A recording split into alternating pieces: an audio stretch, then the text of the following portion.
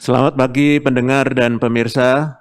Assalamualaikum warahmatullahi wabarakatuh. Salam sejahtera untuk kita semuanya. Data per tanggal 6 Januari pukul 12 menunjukkan bahwa penambahan kasus positif secara signifikan mencapai 8.854 kasus. Karena itu, pemerintah segera mengambil langkah responsif, yaitu memberlakukan pembatasan kegiatan di sejumlah daerah per tanggal 11 hingga 25 Januari 2021. Hal ini sebagai upaya perlindungan terhadap seluruh masyarakat dan langkah pengendalian terhadap meningkatnya kasus positif COVID-19 di tanah air kita.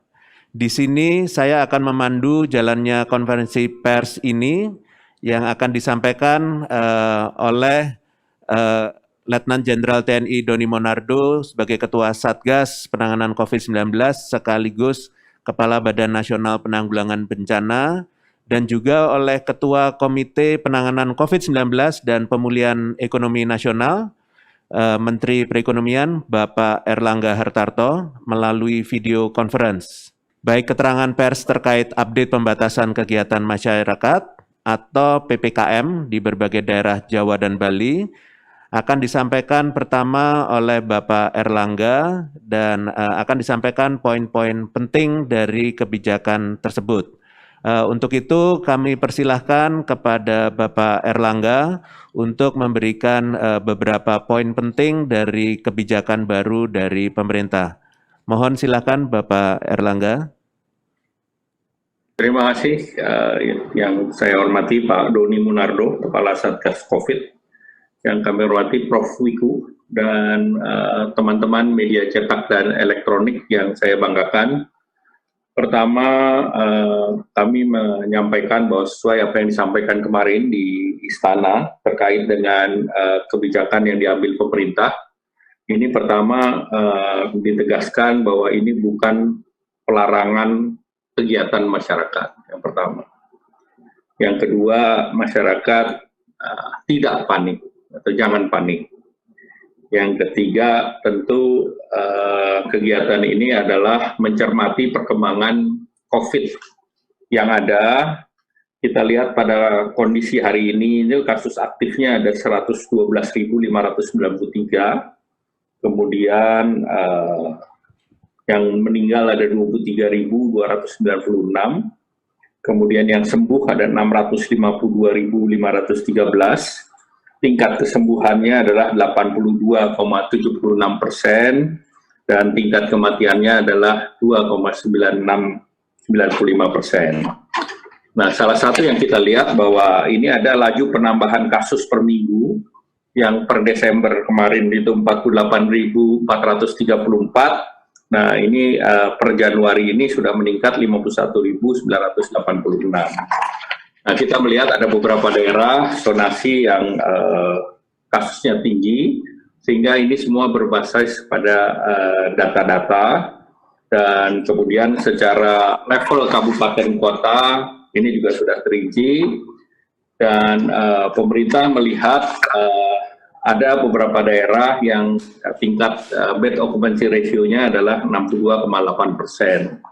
Dan kemudian apa yang diatur oleh pemerintah, itu yang pertama, pemerintah menggunakan kriteria, yaitu pertama tingkat kematian itu di atas rata-rata tingkat kematian nasional, atau tingkat kematiannya adalah di atas 3%, kemudian tingkat kesembuhannya di atas rata-rata kesembuhan nasional, kemudian tingkat kesembuhan di bawah rata-rata nasional atau di bawah angka daripada 82%, kemudian kasus aktifnya di atas rata-rata nasional atau di atas 14%, dan rumah sakit bornya di atas 70%. Nah, apa yang diatur ini tadi disampaikan bukan menghentikan seluruh kegiatan.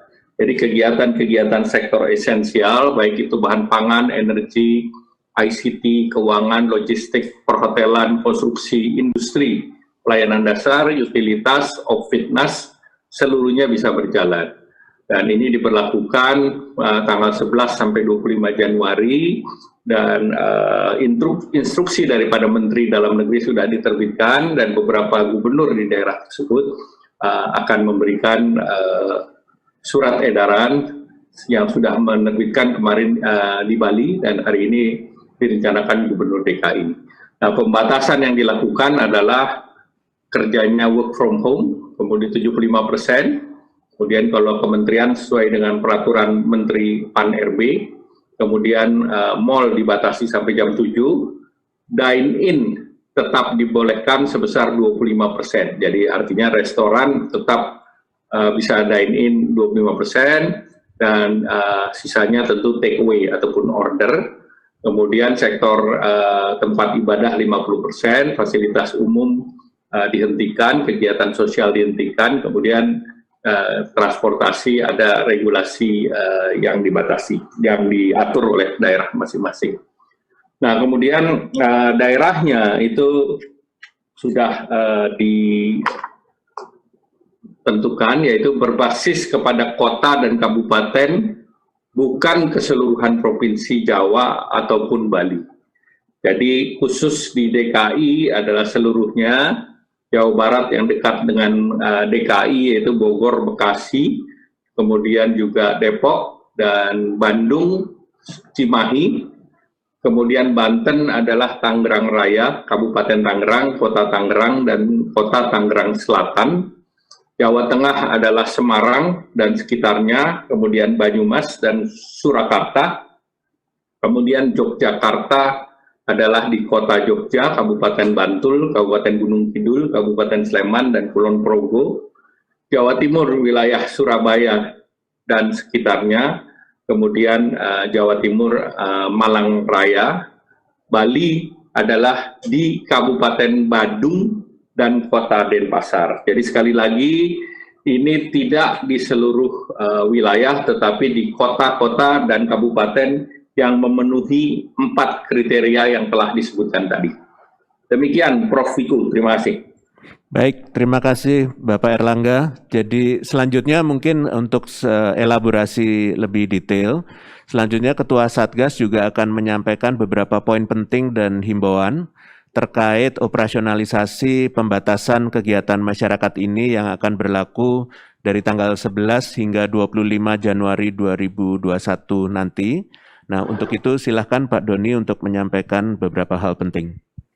Terima kasih Prof. Wiku. Yang saya hormati Bapak Ketua Komite, Pak Erlangga, dan juga yang saya hormati teman-teman wartawan sekalian. Apa tadi yang sudah disampaikan oleh Ketua Komite terkait dengan kebijakan pemerintah sehubungan dengan adanya peningkatan kasus yang sangat tinggi dalam 2 bulan terakhir ini.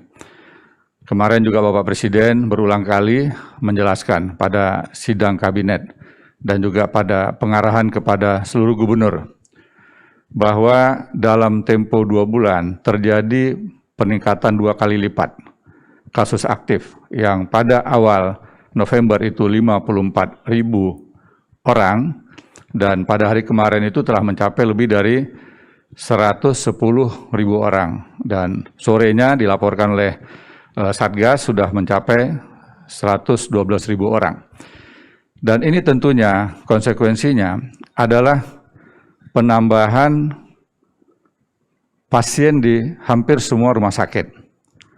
Walaupun pemerintah telah menyiapkan sejumlah fasilitas milik pemerintah pusat dan pemerintah daerah dibantu oleh fasilitas milik TNI dan juga Polri, maka ini pun tidak bisa menjamin kita akan mampu melayani melonjaknya warga masyarakat kita yang terpapar COVID. Ditambah lagi SDM, nakes kita, dokter kita, yang jumlahnya terbatas. Sehingga perlu ada langkah-langkah yang tepat dan terukur agar kasus aktif ini tidak meningkat dan kita bisa mengendalikan masyarakat untuk tidak semakin banyak yang terpapar. Dampak dari jumlah masyarakat yang dirawat itu paralel dengan angka dokter dan tenaga kesehatan yang juga ikut terpapar. Yang dampaknya langsung adalah meningkatnya angka kematian para dokter kita. Padahal jumlah dokter kita di tanah air juga sangat terbatas. Sehingga perlu ada perlindungan yang segera agar fasilitas-fasilitas kesehatan kita tidak mengalami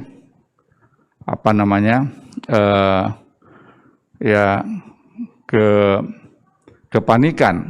Ya. Fasilitas rumah sakit, tenaga dokter, dan perawat harus mendapatkan perlindungan. Nah, berdasarkan pengalaman pada bulan September yang lalu, ketika terjadi pelonjakan kasus yang juga sangat tinggi, kemudian pemerintah pusat bersama dengan pemerintah daerah menyusun strategi untuk melakukan pembatasan. Alhamdulillah, saat puncaknya terjadi pada bulan Oktober, minggu kedua, lantas bisa kita tekan itu sampai 20%. Jadi pada bulan Oktober pertengahan, kasus aktif mencapai hampir 67.000 orang. Ditekan sedemikian rupa, kerjasama antara pusat dan daerah mampu mencapai 54.000. Terjadi penurunan hampir 13.000, artinya sekitar 20%. Ternyata bisa.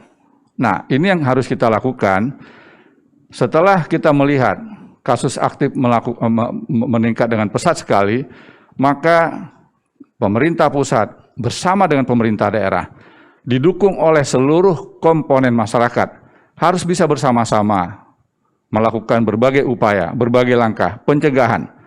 Sekali lagi pencegahan. Bapak Presiden berulang kali dalam setiap kesempatan mengatakan pentingnya mematuhi protokol kesehatan. Nah, hari ini ya kami semua di Satgas dan juga kita semua mengajak masyarakat untuk melakukan evaluasi. Mari kita bandingkan permintaan kita semua kepada masyarakat dan kita sendiri, saya juga, untuk patuh kepada protokol kesehatan, pakai masker, jaga jarak, tidak boleh berkerumun, cuci tangan sesering mungkin, belum sebanding dengan pengorbanan para dokter dan perawat yang harus melayani pasien sekian jam, bahkan ada yang pakai pampers karena tidak mungkin bisa buang air ketika melayani pasien. Nah, marilah kita bekerja keras untuk bisa meningkatkan disiplin masyarakat. Kemarin juga Bapak Presiden menekankan, mengajak seluruh gubernur untuk memotivasi seluruh masyarakat agar bisa kembali patuh. Dan kita semua menyadari, Bapak Ibu semua, sudah hampir 10 bulan kita menghadapi kasus COVID ini, dan tentu banyak yang kelelahan. Banyak yang juga mungkin sudah tidak tahan. Tetapi marilah kita bersabar, marilah kita saling mengintrospeksi diri, saling mengingatkan. Sendirian disiplin tidak mungkin. Tanpa orang-orang di sekitar kita, kita ajak juga untuk disiplin. Jadi menangani pandemi ini harus bersama-sama, harus gotong royong, harus saling mengingatkan. Sekali lagi tidak bisa sendirian. Dan penjelasan dari Bapak Menko tadi adalah bukan pelarangan, tetapi pembatasan. Jadi tidak ada kegiatan yang dilarang, kegiatan masih tetap bisa berjalan, tetapi dibatasi. Nah, selama kita masih bisa melakukan kegiatan dengan pembatasan, saya yakin kita mampu memutus rantai penularan. Demikian sebagai tambahan Pak Profesor Wiku.